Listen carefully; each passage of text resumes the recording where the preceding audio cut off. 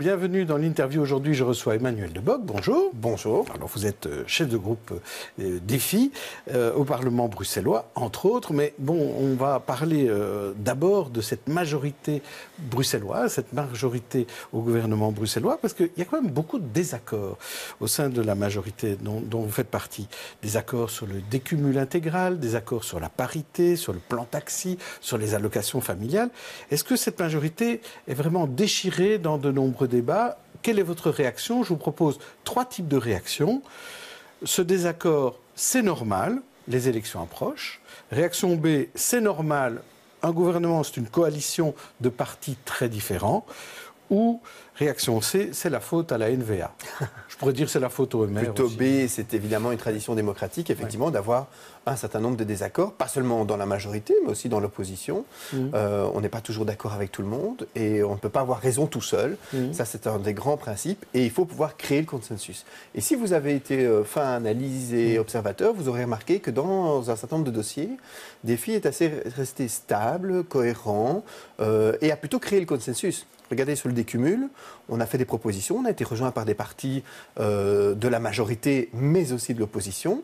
Regardez par exemple les allocations familiales. On avait dit depuis le début que le système wallon qui allait discriminer les familles wallonnes, c'était pas notre tasse de thé, qu'on ne voulait pas faire de discrimination entre les familles qui auraient eu des enfants avant le 1er janvier 2019 ou après le 1er janvier 2019.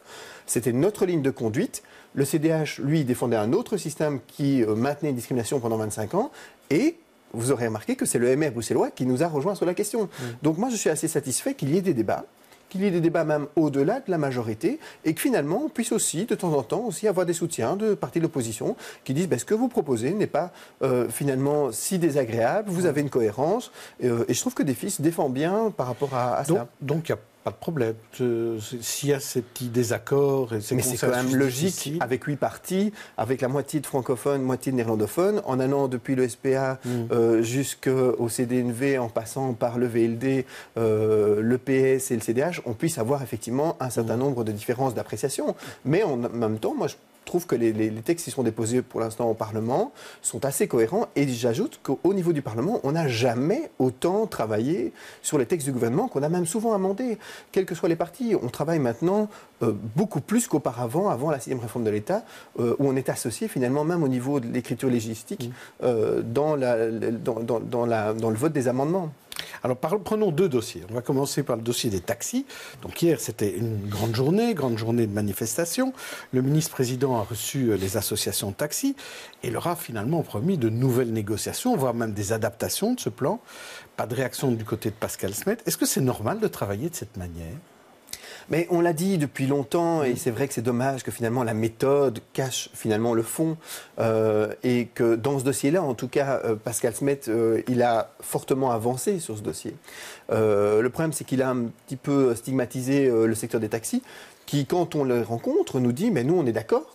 De moderniser notre profession. On a effectivement un certain nombre de brebis galeuses. On veut effectivement, nous aussi, moderniser, mais ça ne peut pas se faire comme ça en nous tapant sur les doigts tout le temps. Et je prends un exemple. C'est vrai que dans tous les taxis, il devrait y avoir des cartes de crédit pour pouvoir payer. Il devrait y avoir une plus grande transparence dans le coût que ça représente. On ne devrait plus démarcher sur les quais de gare, comme moi je l'ai vécu il y a quelques années, mais ça ne se fait plus maintenant. Mais c'était la pratique courante, où on refusait même des courses trop courtes. Ça ne va pas. Donc on doit accepter de moderniser la profession. Et je trouve que c'est important aussi que chacun mette de l'eau dans son vin. Donc, mettre à plat l'ancien plan taxi, qui évidemment n'existait pas à l'heure d'Internet, pouvoir moderniser la profession et la mettre en phase avec les demandes aujourd'hui qui sont celles d'une capitale de l'Europe, c'est essentiel. Et donc chacun doit mettre de l'eau dans son vin, et c'est ce que nous faisons. Et je trouve que dans ce dossier-là, dire bien le vieux système de faire finalement qu'il y ait un monopole avec des licences qui, je le rappelle, ont été attribuées gratuitement à des chauffeurs de taxi, qui après ça se sont revendus, mais qui valent maintenant 40, 50, 60 000 euros sur le marché et qui servent finalement de fonds de commerce où des taximens ont investi dans ces licences, c'est vrai qu'il faut pouvoir en tenir compte. Et quand on fait un nouveau plan, il faut évidemment accompagner ceux et celles qui sont des taximens pour qu'ils rentrent dans le nouveau plan, que la licence soit maintenant personnelle, sur le chauffeur et que tout le monde puisse continuer à faire son métier avec professionnalisme. Par exemple, certains disent qu'il faudrait finalement payer, il faudrait que l'État, que la région paye ces plaques pour que les chauffeurs n'y perdent pas. Est-ce que vous trouvez que c'est une bonne idée, ça ? Il y a deux manières, effectivement, de le faire. Soit, effectivement, c'est le contribuable qui rachète ces fameuses licences. Je rappelle qu'il les avait données gratuitement. C'est notamment la thèse que le MR avait défendue avec la proposition de Maurice Dilliez, c'était de dire que la région devait racheter 25-30 millions d'euros ces fameuses licences. Mais alors, il disait, on va faire payer les nouvelles licences personnelles plus chères. Alors, écoutez, ça, c'est pas un rachat, c'est finalement... Ça, vous n'êtes pas favorable ? Non.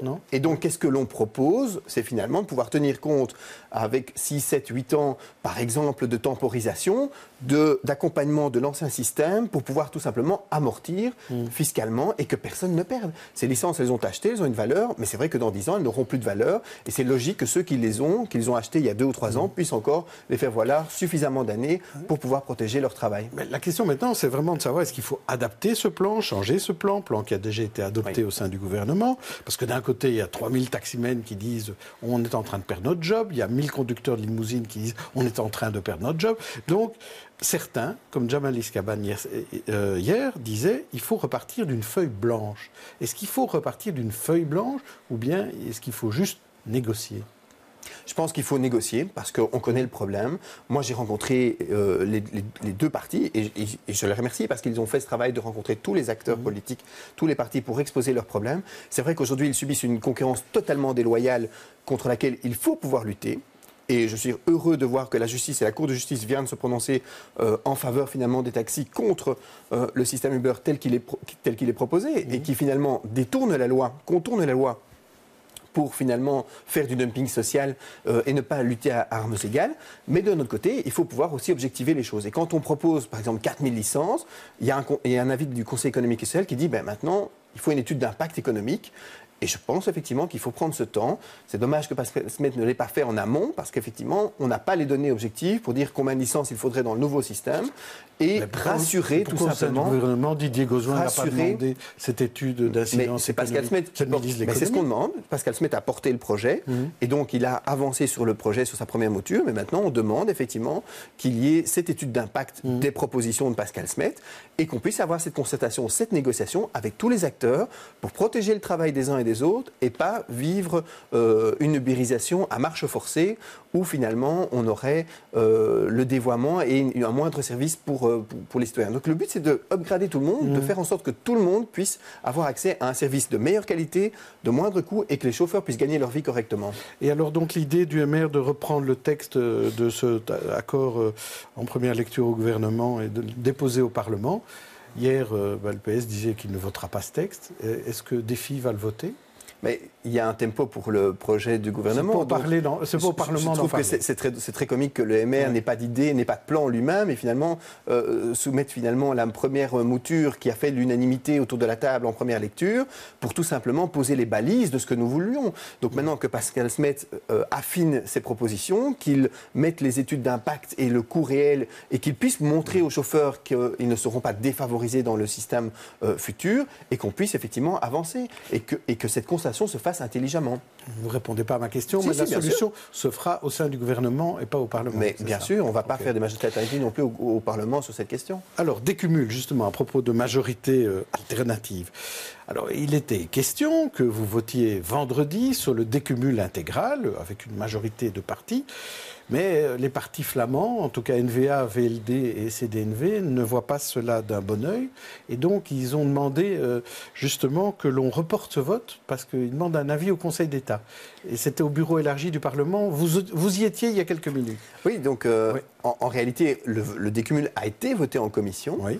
Donc, on a eu une majorité de plus de 70% de députés qui ont soutenu la proposition que nous avions faite, souvenez-vous, l'été dernier, pour décumuler ces fonctions-là. Oui. Et on connaît, en fait, l'opposition qui n'est pas celle du groupe linguistique néerlandophone, c'est de quelques élus du groupe linguistique néerlandophone, le CDNV, deux partis de la majorité. Le VLD et la NVA, rappelons-le, qui pèsent en réalité que 5% des voix des électeurs, il faut aussi le rappeler, c'est le système bruxellois qui surpondère les voix néerlandophones, qui fait qu'il y a ce blocage parce que 3 parties de la minorité néerlandophone souhaitent effectivement conserver le cumul.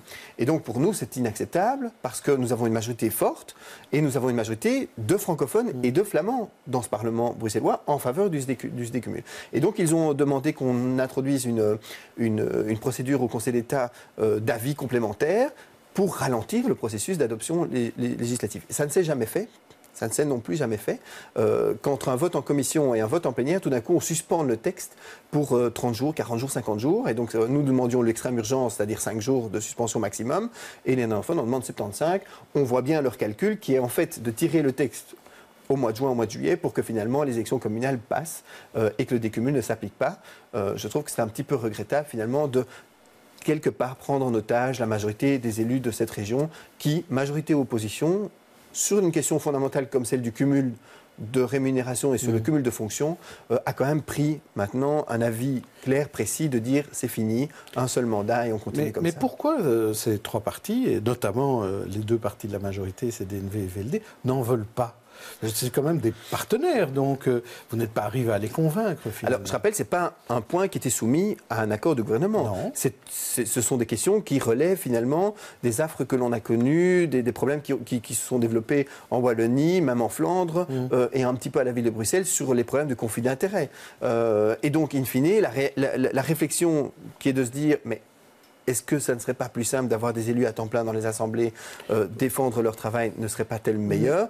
Pourquoi ils ne veulent pas ? Mais parce qu'ils simplement, ils veulent continuer à accumuler le pouvoir. Donc c'est toujours une question de pouvoir, c'est clair. Et vous dites, vous êtes un parti de consensus, vous n'êtes pas arrivé à leur proposer quelque chose. On a réussi avec le SPA et Groen à fonctionner de cette manière-là.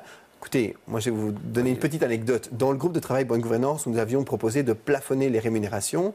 Déjà à l'époque, nous avons fait une concession néerlandophone. On avait dit 150% toute rémunération publique confondue. Les néerlandophones et le MR a exigé, pour signer le texte, de pouvoir aller jusque 2019 pour les fonctions spéciales. Vous voyez, des petits arrangements comme ça, pour avoir des petites dérogations, on l'a accepté une fois, mais on ne l'acceptera plus maintenant. C'est fini. Donc maintenant, il faut être cohérent et il faut arrêter ces petits avantages qu'au fil du temps, on accepte de donner aux uns et aux autres. Je crois que l'électeur a besoin maintenant d'élus 100% dédiés à leur tâche. Donc, et j'ajoute que d'autres ont montré que c'était possible. Philippe Claus a démissionné pour se consacrer à 100% à la ville de Bruxelles. Boris Didier a fait la même chose après 3 mois à Uccle. Je pense que l'Open VLD et le CDNV devraient montrer l'exemple, d'autant plus qu'en Flandre, ça va suivre. Oui. Donc ce texte ne sera pas voté vendredi, ce sera reporté. Ça sera reporté sans doute au mois prochain. Voilà. Merci Emmanuel Debock. Demain, je recevrai Damien Thierry pour parler notamment de RER et de la commission Casaguet. D'ici là, bonne journée, bonne soirée à tous. À bientôt.